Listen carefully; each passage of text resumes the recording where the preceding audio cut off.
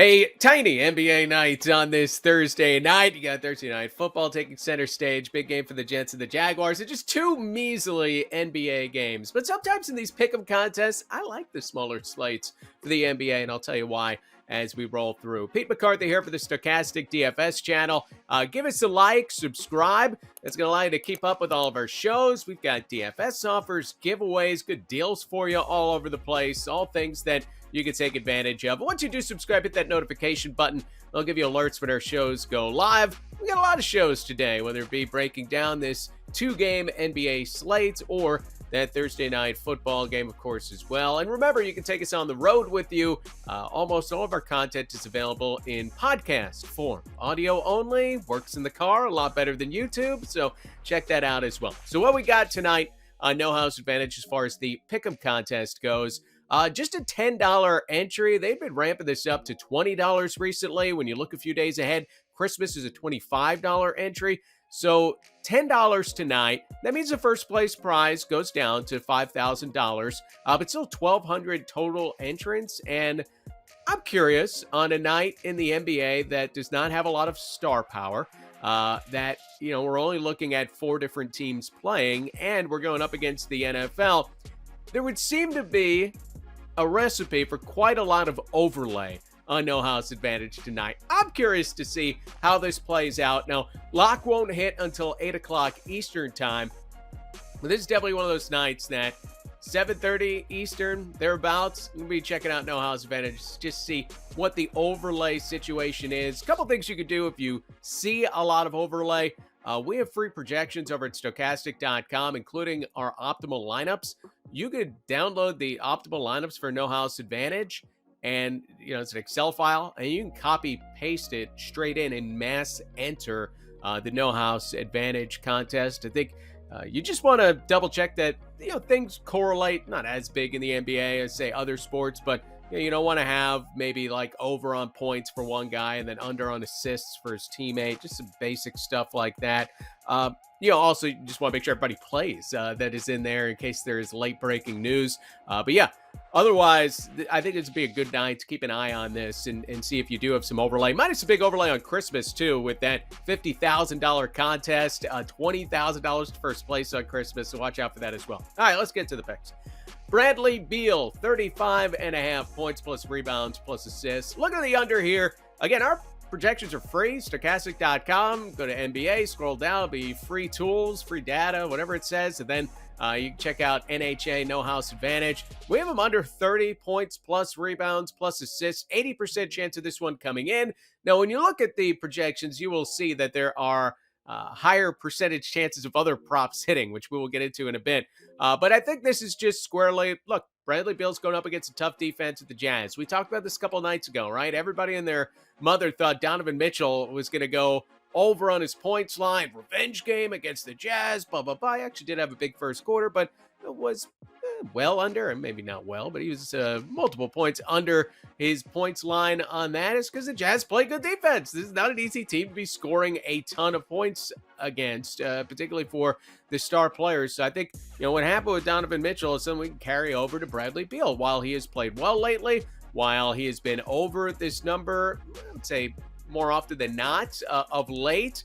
He had 27 free throw attempts his last 2 games. He's hit 22 of them. That's been a lot of his points.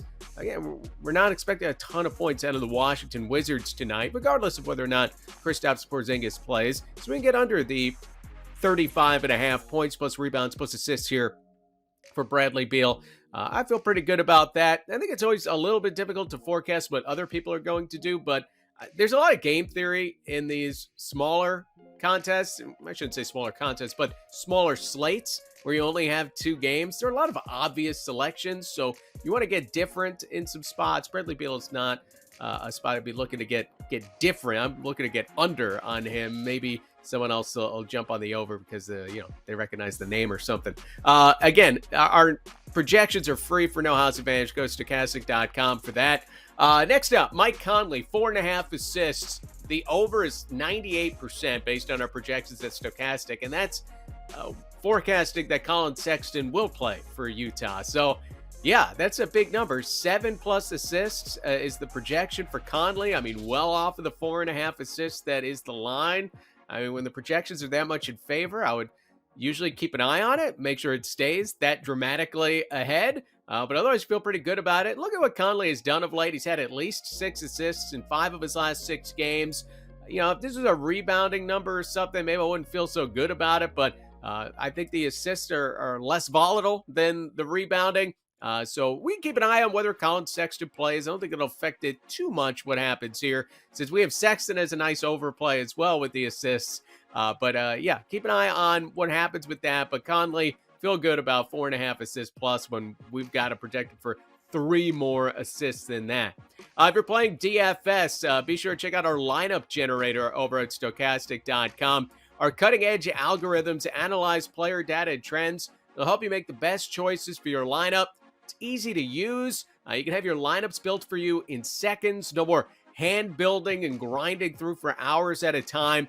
And what I like about it is you can not only put together a great value lineup, which is great for cash games, let's say, but you can find ways to be contrarian again without being stupid. It's easy to say, hey, just be contrarian, and then you put together a random lineup that it doesn't have a chance to get to the top. Or you're shooting for 8 things to get really weird. You only want 1 or 2 things to get weird in order to try to get to the top of these GPPs, especially with the NBA. So this is going to give you an idea. All right, where's the value level of your lineup? Where's the contrarian level of your lineup? You can play around with it, find the balance you're comfortable with, and try to shoot to the top of those GPP leaderboards. But really, it's just such a time saver if you haven't ever used anything like that, and that's included when you sign up for DFS packages at Stokastic.com. All right, so let's go to Kyle Kuzma. 1.5 3-pointers, and we're going under on Beal. Let's go over on the 3-pointers for Kyle Kuzma. 82% chance this one hitting the over. Kuzma's been pretty steady as far as this goes, and you don't really see that a whole lot when it comes to 3-point shots, but he's hit at least 2 3-pointers in 15 of his last 17 games. He's also taken at least 5 3-point attempts in each game since November 16th. So he has consistently been taking a ton of shots from 3. He is hitting a lot of them. He's consistently been in reaching 2 triples per game. So I like all of that. Play the trends, hit the over on Kyle Kuzma. Now, where these small slates get interesting, I always think, is you end up with a lot of bench players, a lot of players that, in a 10-game slate wouldn't make the cut for these no house advantage pick'em contests. So what are we looking at? We got Corey Kispert, 15.5 points plus rebounds plus assists. We have that as a 99% under. Larry Nance Jr., he is a game time decision. Make sure he plays. If he doesn't play and you take the under, you're not going to get any points for this. But 26.5 points plus rebounds plus assists, 99% under. Zach Collins, 98% under at 28.5. I mean, some of these you have to take. You have to put them at your top on the top. But maybe there's one you want to leave off. I wouldn't recommend going over on any of these.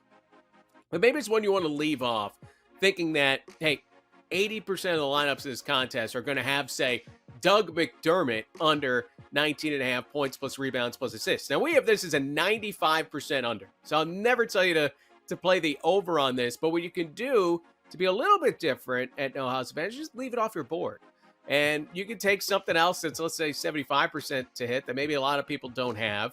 And if that one comes through and McDermott goes over, well, you just knocked out a big chunk of your competition to get to the top and get that $5,000 tonight.